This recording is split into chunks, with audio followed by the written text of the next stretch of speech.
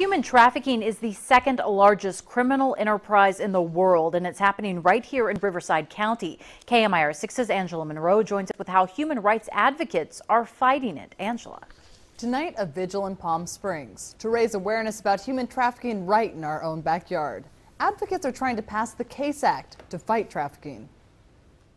It's called modern-day slavery, and human trafficking is growing in the United States. I grew up in a great household, regular suburban family in Minnesota. You'd never think this would happen to someone like that. But Laura says she fell into a bad crowd and drugs. A pimp ended up finding me and getting me clean from drugs. He made me very trusting in him, and he sold me for 1.5 years until I got out of the industry by police intervention. And SAFEHOUSE of the Desert says they see many trafficking victims right here. Our youngest girl, believe it or not, was 11 years old, who walked through our door. Candles lit to remember those victims, and a march in downtown Palm Springs to raise awareness about human trafficking. Some of them are sold into slavery by their own parents. Some of them are loitering on the streets, and they find some man who, gives them an iPod and pretty clothes, and suddenly they're in that life. The problem is so big in Riverside County, an anti-human trafficking task force was created a year ago. It is in fact modern-day slavery,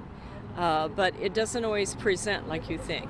It can be in restaurants, it can be in care homes, it can be in individual homes, it can be out in agriculture. There's really no end to where we can find human trafficking in Riverside. California has an unfortunate distinction when it comes to human trafficking. The only state that has the distinction of having 3 cities in the top 10 of the FBI's list of child sexual exploitation: San Francisco, Los Angeles, and San Diego. The C.A.S.E. Act would increase prison terms, require sex traffickers to register as sex offenders, force them to disclose their internet accounts, and take criminal fines from convicted traffickers to pay for services to help victims. Not only is it going to implement laws that are absolutely needed to stop this heinous human rights violation against our children, against our citizens, but it would also speaks to the volume of Californians who want to do something about this issue.